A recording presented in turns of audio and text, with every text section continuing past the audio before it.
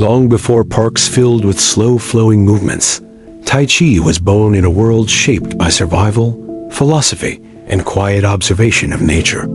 Its story begins not as gentle exercise, but as a deep martial discipline rooted in ancient Chinese thought.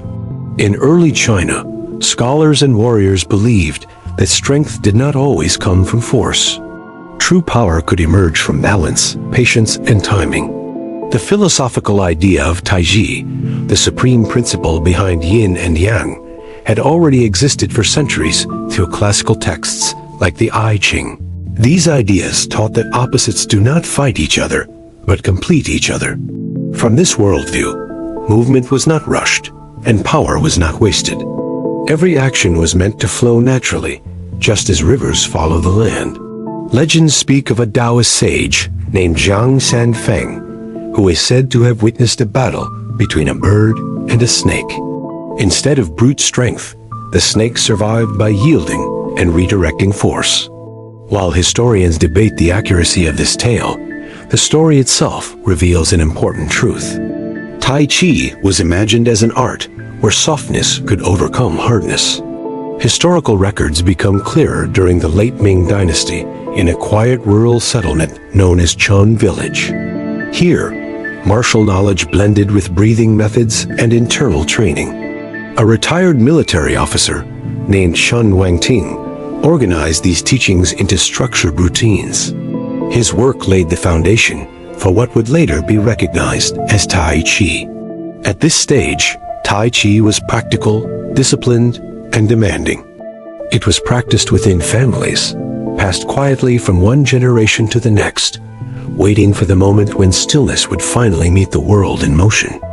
For many years, Tai Chi remained a guarded treasure.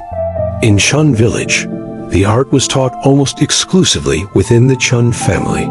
Training took place in courtyards and village grounds, far from public attention.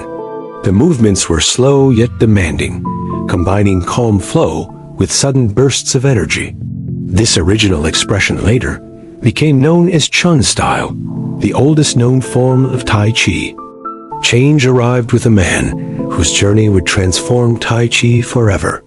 His name was Yang Lushan, an outsider who traveled to Chun Village, driven by determination and humility.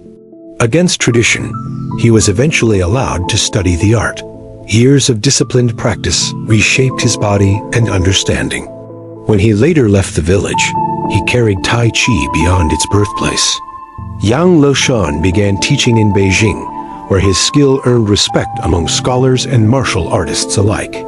To make the art accessible to a wider audience, he softened certain movements and removed some of the explosive techniques.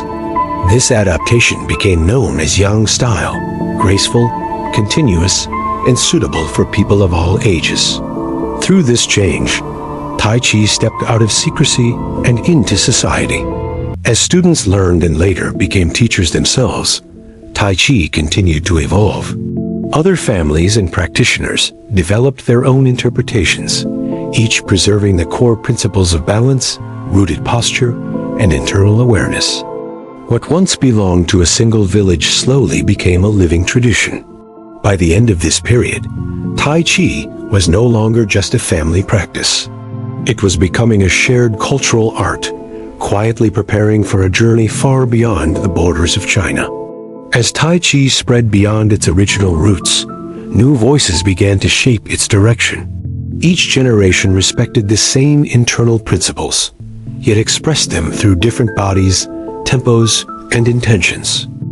This period marked the emergence of multiple styles that reflected both personal insight and the changing world around them.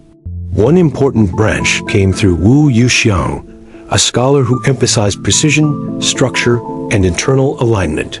His approach later became known as Wu Hao style. The movements were small and subtle, requiring deep concentration rather than visible power. This style appealed to intellectual circles who valued refinement and inner discipline. Another influential figure was Wu Jianquan, whose family style focused on smoothness and comfort. His teachings spread widely in urban centers, where Tai Chi was increasingly practiced for health as well as self-defense. Around the same time, Sun Lukeng introduced Sun-style Tai Chi. Drawing from other internal arts, his form featured agile steps and natural transitions, making it accessible and practical for daily life. Despite their differences, these styles shared the same heart. They taught that strength begins at the root, flows through the body, and is guided by intention rather than muscle. Tai Chi was no longer just about fighting an opponent. It was about understanding oneself. By the early 20th century, Tai Chi had become a mirror of Chinese culture itself. It balanced tradition with adaptation, discipline with softness, and individuality with shared wisdom. The art was quietly preparing to meet a modern world in need of balance more than ever. The early 20th century brought dramatic change to China, and Tai Chi was not untouched by this transformation. As cities expanded and lifestyles shifted, the role of martial arts began to change. Tai Chi slowly moved away from private instruction and entered schools, community centers, and public spaces. What was once reserved for dedicated disciples was now practiced by ordinary people seeking balance in uncertain times. After the founding of the People's Republic of China, national leaders promoted physical culture as a way to improve public health. Traditional arts were reviewed and reshaped to fit modern society. Tai Chi was recognized for its gentle movements, controlled breathing, and low risk of injury. Because of this, it was selected as an ideal practice for mass participation. In the 1950s, committees of experts simplified traditional routines into standardized forms. The most famous of these was the 24-movement routine, designed to be learned quickly while preserving core principles. This form allowed millions to practice Tai Chi in parks, factories, and schools. Morning scenes of synchronized movement soon became a familiar image across the country. During this period, Tai Chi's identity shifted. While its martial roots were not erased, the emphasis moved toward health, longevity, and mental calm. Doctors and researchers began to observe its benefits for balance, circulation, and stress reduction. Tai Chi was no longer judged by combat effectiveness alone, but by its ability to support everyday life. By opening itself to change, Tai Chi survived a turbulent era. It proved that an ancient art could remain alive by adapting, without losing its inner spirit. In the second half of the 20th century, Tai Chi began a journey far beyond its homeland. Teachers migrated, books were translated, and demonstrations reached new audiences across Asia, Europe, and the Americas. What people saw was not aggression or competition, but calm movement that seemed to slow time itself. In a fast-moving world, Tai Chi offered something rare. In Western countries, Tai Chi was first viewed as an exotic martial art. Over time, its deeper value became clearer.